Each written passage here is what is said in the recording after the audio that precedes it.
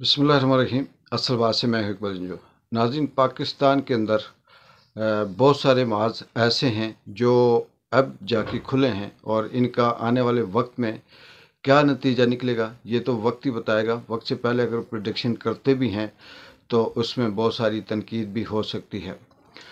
पाकिस्तान के अंदर फस्तायत, मारा मारी, छीना झपटी, जुल्म, ज़्यादती, बल्ले का छीनना, कंप्रोमाइज़, मियाँ साहब को लाना, नून लीग को हुकूमत दिलवाने की कोशिश करना, जितनी भी गैर कानूनी चीज़ें हैं वो सारी की सारी हो रही थी। लेकिन इसी दौरान एक तरफ ये कहा जा रहा था कि पाकिस्तान के अंदर ये सब कुछ होने के बावजूद भी जो मौजूदा केयर टेकर हुकूमत पंजाब और पूरे पाकिस्तान के अंदर वफाक के अंदर भी है, इनको ऐसा खून मुंह के साथ लग चुका है इक़्तिदार का कि अब वो ये नहीं चाहते कि किसी न किसी तरह से उनको हटाया जाए।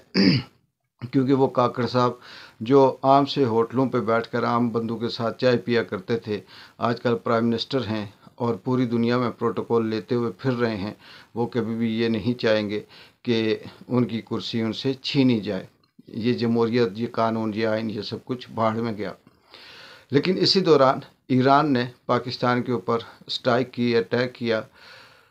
ये ज़्यादा तफसील में मैं नहीं जाऊंगा और आप बहुत सी बातें सोशल मीडिया से या mainstream मीडिया से सुन चुके होंगे कि ईरान ने पाकिस्तान के अंदर जो हमला किया बलूचिस्तान के उस बॉर्डर पे, ये कह कर के वहाँ पे ऐसे दहशतगर्द हैं जो ईरान के अंदर दरअंदाजी करते हैं, जिससे पाकिस्तान की जो सूरत हाल थी कशीदा हुई। और बहुत से हलकों के अंदर एक ग्रुप ऐसा था जिसने ये कहा जी कि अब इलेक्शन नहीं होने चाहिए, इन्हें मुलतवी कर देना चाहिए। दूसरा ग्रुप ऐसा था जिसने कहा कि ईरान के जो हमला उसने किया है उसे रिटेलिएट किया जाए। और तीसरा ग्रुप ऐसा था जो ये कह रहा था कि पाकिस्तान के अंदर जो अवामी हमदर्दियां हैं, अवाम की मोहब्बत है, अवाम की जो इससे पहले पाकिस्तान के साथ इस्टेब्लिशमेंट और ताकतवर हलकों के साथ गठजोड़ या जो तावन रहा है वो अब नहीं है। और अब जाहिर सी बात है पाकिस्तान की अंदरूनी हालात को देखकर दुश्मन कहीं ना कहीं से फ़ायदा उठाता है। ईरान को हम किसी सूरत दुश्मन नहीं कह सकते, ये हमारा इस्लामी बरादर मुल्क है, लेकिन इसके पीछे कोई ऐसी हाथ, कोई ऐसी बात हो सकती है। छोटी सी बात करके मैं आपको इससे हट के अगले टॉपिक पे बात करूँगा कि पाकिस्तान के अंदर क्या हो रहा है इस वक्त तक। कहते हैं कि एक बकरी जंगल में बड़े हरे से मैदान में घास चर रही थी, तो शेर शिकार के लिए निकला और उसने देखा कि बकरी बड़ी मज़े से, बड़े ठाठ के साथ, रोब के साथ वहाँ घास चर रही है। और उसने शेर को गौर से देखा और उसके बाद भागने की कोशिश नहीं की, बल्कि वहीं आराम से फिर अपना काम शुरू कर दिया। शेर ने जब ये देखा तो वापस हो गया। जब वापस हुआ तो बाकी उसके साथियों ने उसे कहा कि ये क्या बादशाह सलामत, आप तो शेर थे और एक बकरी, इतना आसान शिकार आपके सामने था, आप उसे देखकर वापस क्यों हो गए, उसका शिकार क्यों नहीं किया। तो शेर ने कहा कि मुझे पता है कि ये बकरी थी और जिस तरह से ये घास चल रही थी, जितना इसके अंदर एतमाद था, कॉन्फिडेंस था, इससे मुझे ये शक पड़ा कि ये बकरी अकेली नहीं है, इसके पीछे कोई शिकारी छुप के बैठा हुआ है जिसने बकरी को आगे किया हुआ है और वो शिकार करना चाहता है। इससे बड़े वाज़ेह अंदाज से ये कहा जा सकता है कि ईरान, जिसने इससे पहले कभी भी पाकिस्तान के साथ किसी किस्म की ऐसी हरकत नहीं की, बरादर मुल्क भी है, पड़ोसी भी है, और इसके साथ इसका जो तेल की पाइपलाइन है, गैस की पाइपलाइन है, वो हमारे साथ बहुत अरसे से पेंडिंग है, वो भी चल रही है। लेकिन ये ऐसा क्यों हुआ, ये आने वाला वक्त बताएगा। अब आ जाते हैं अगली बात की तरफ कि आज भी पाकिस्तान के अंदर वही खौफ पाकिस्तान तहरीक इंसाफ का जारी है।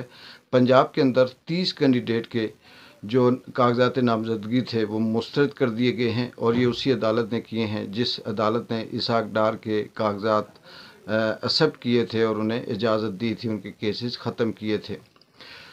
दोहरा मेयार तो बहुत छोटा लफ्ज़ है।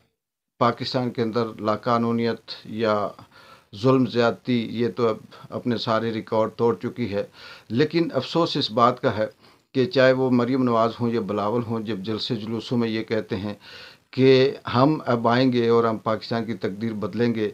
मियाँ साहब अब लोगों के गैस और बिजली और महंगाई से परेशान हैं। मियाँ साहब अब आएंगे तो पाकिस्तान असली हकीकत जो आज़ादी है वो मिलेगी। तो तकरीर सुनते हुए यहाँ अकेले कमरे में बैठकर भी सर जो है वो शर्म से झुक जाता है कि ये किस मुंह से बोलते हैं, ये कैसे बातें कर सकते हैं, ये कितना झूठ बोलते हैं। और मरीम नवाज़ किस तरह से कहती है कि वो दहशतगर्द है और उसको पार्टी इंतखाबी निशान नहीं मिलना था। जिस मरीम नवाज़ ने पाकिस्तान को एक धेले का काम नहीं दिया, एक धेले का फ़ायदा नहीं दिया, इस धरती को लूटा। मैं अगर ये कहूँ कि ये सारे लोग इस धरती के ऊपर बोझ हैं, पाकिस्तान के ऊपर बोझ हैं, तो ये किसी भी लिहाज से ये बात गलत नहीं होगी, क्योंकि पाकिस्तान को देने के बजाय इन्होंने कर्ज़े में डुबोया और उस कर्ज़े के साथ साथ इन्होंने अपने असासे और अपनी दौलतें बनाई।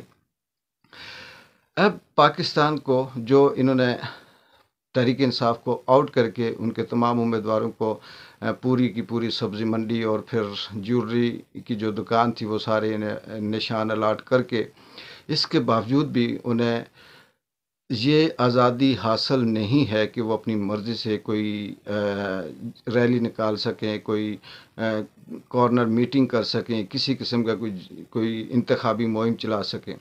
इस जुल्म और इस खौफ और इस बर्बरियत की अगली मिसाल ये भी है कि वो शेख रशीद बेचारा जो पाकिस्तान की सारी ज़िंदगी उसने लूटा भी होगा, खाया भी होगा, करप्शन भी की होगी, सब कुछ किया होगा, लेकिन सियासतदान है। मैं ये दावे से कहता हूँ कि शेख रशीद मियाँ नवाज़ शरीफ से हज़ार दर्जे बेहतर होगा, शहबाज शरीफ से बेहतर होगा, मरीम नवाज़ से कम करप्ट होगा, या पीपल्स पार्टी के जो लोग हैं उनसे कम करप्ट होगा। लेकिन इसके बावजूद एक उसकी सिंगल पार्टी है और उसे भी इलेक्शन लड़ने नहीं दिए जाता। उसके ऊपर भी 9 मई का केस बना कर कभी इधर गिरफ्तारी कभी उधर गिरफ्तारी की जाती है।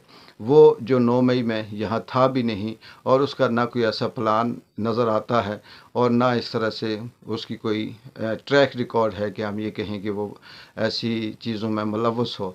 लेकिन खौफ ये है कि पाकिस्तान तहरीक इंसाफ का वो हामी है और चाहने वाला है, और कहीं वो जीत कर तो जो पाकिस्तान मुस्लिम लीग नून के पिंडी के अंदर जो लड़ रहे हैं, हनीफ अब्बासी हो गए या दूसरे जो दीगर उम्मीदवार हैं, वो हार कर तो शर्मिंदा ना हों, इसलिए वो गिरफ़्तार कर रहे हैं।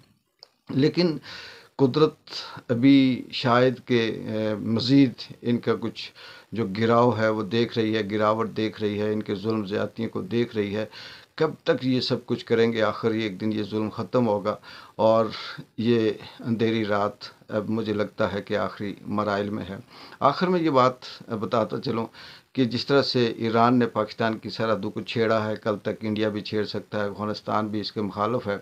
पाकिस्तान ने बदकिस्मती से अपने तमाम पड़ोसी ममालिक के साथ बिल्कुल बनाकर नहीं रखी और